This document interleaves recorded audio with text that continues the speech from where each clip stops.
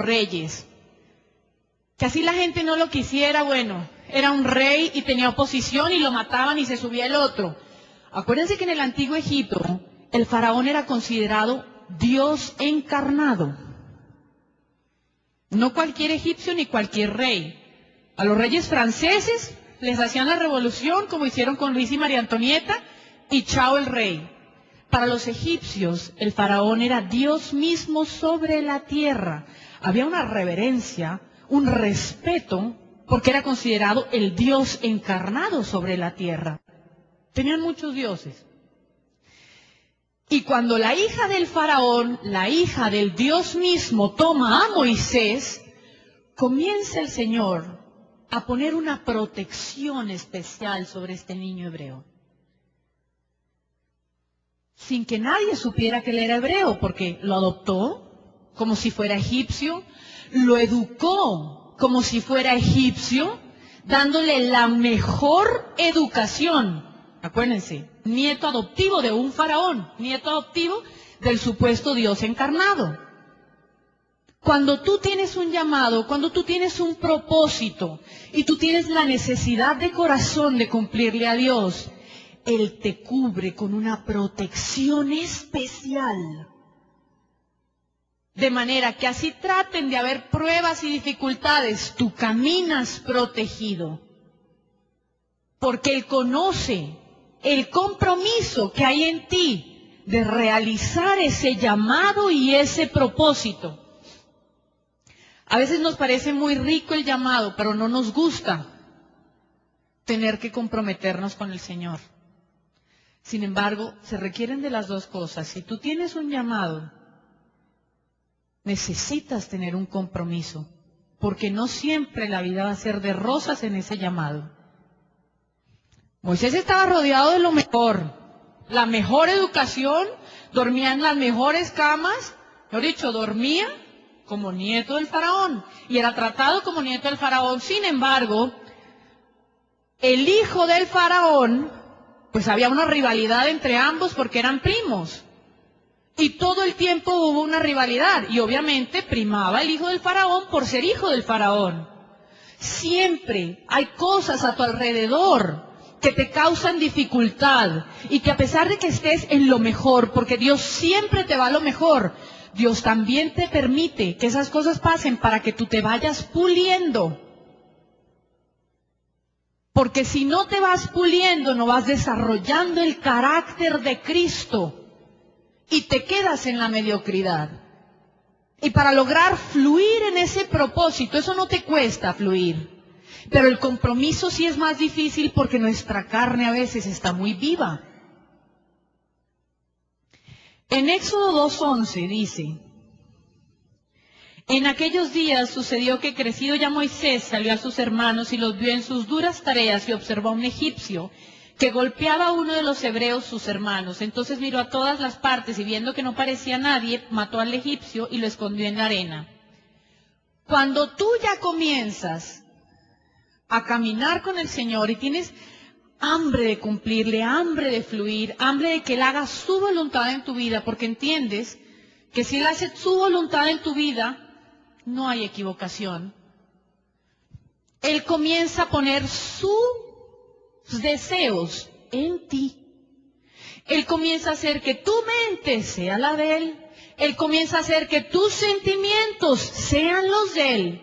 Él comienza a hacer que tus palabras sean las de Él. Él comienza a hacer de ti una persona diferente.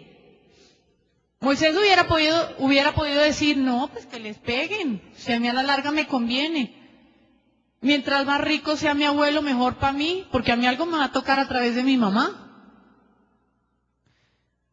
Pero Moisés era un hombre que a pesar de en ese momento todavía no tener despierto todo lo que el Señor le iba a despertar, sí tenía un llamado fuerte y tenía un propósito que cumplir.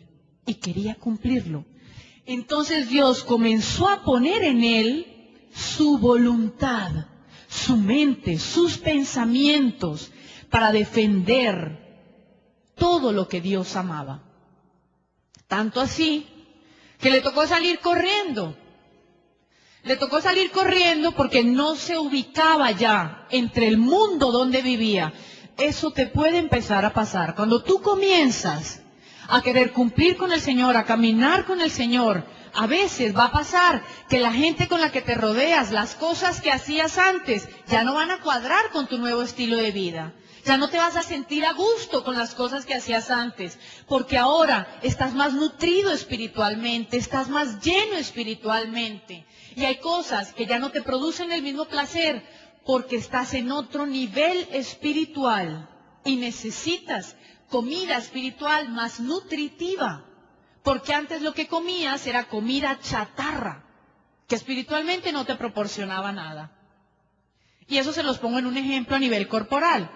Cuando tú te comes unas papas fritas, tú en el momento te sientes lleno, pero ahí no hay nutrientes. Un perro caliente, en el momento te sientes lleno, ahí no hay nutrientes. Por eso a las 3 horas vuelves y tienes un hambre feroz.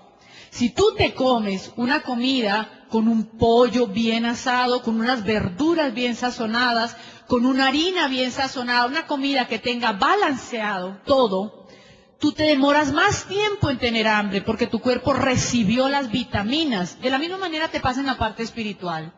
Si la comida que espiritualmente ingieres no te nutre, tú sientes que sí, que la pasaste rico, pero espiritualmente vas perdiendo las vitaminas y los nutrientes y los minerales necesarios para estar gordito espiritualmente y enfrentar las dificultades de la vida. ¿Qué pasa con Moisés? Moisés, en Éxodo 2:14, dice, él huye de Egipto y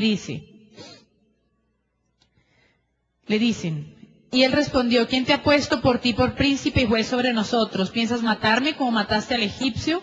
Entonces Moisés tuvo miedo y dijo, ciertamente esto ha sido descubierto. Y se va Moisés. Moisés que dijo, aquí me van a descubrir, yo ya no pertenezco a este mundo porque claramente mis valores, a pesar de que fui rodeado con lo mejor, pues no son acordes con lo que yo venía viviendo, porque yo creo en otras cosas, porque yo tengo fe que hay algo más, porque yo creo que hay un Dios y no creo en esta esclavitud y en esto que se está viviendo. Moisés sigue adelante. Ahí Dios, cuando quiere formarte, cuando quiere prepararte, no creas que tú dices, bueno, yo quiero buscar a Dios y ya todo de un día para otro se arregló. Es un proceso. Es un proceso que se va generando en ti. Puede que al final del proceso Él acelere las cosas y si te faltaba más tiempo para sanarte, te sane ya. Pero es un proceso donde Él también permite a veces que las cosas pasen para que tú vayas aprendiendo a manejarlas. Para que tú vayas aprendiendo a desarrollar la paciencia, para que tú puedas tener fe. Una vez yo leía un libro de un predicador muy famoso que él decía que él sabía que él tenía que pedirle al Señor paciencia, pero que él le huía a pedirle paciencia porque él sabía que inmediatamente él le pidiera, le iba a tocar pasar por un periodo en que le iba a tocar construir la paciencia y le iba a tocar que lo dejaran esperando horas, que de pronto le tocara hacer la fila y que él no quería pasar por la parte difícil de la construcción de eso que quería. Hasta que Dios lo presionó y comenzó a pedir paciencia. Y comenzó a desarrollar la paciencia. Cuando Dios te quiere usar, cuando Dios quiere hacer algo grande contigo, Él va a tener que formarte. Y va a tener que pasarte por un periodo donde vas a tener que ser moldeado, estructurado. Porque hizo algo que no está de acuerdo como tú piensas. Como no hablarle mal a un hijo ni gritarle maltratándolo. Ya no son las cosas que todo el mundo sabe que no puede hacer. Ya Dios comienza a tratar de manera profunda con las cositas que Él necesita moldear en ti. Porque te va a usar. Porque tienes un propósito y porque tienes un llamado. Y qué rico tener ese llamado y tener ese propósito, porque dejas de estar en el común, en el normal de los seres humanos, que no saben para dónde van, ni cuál es la dirección.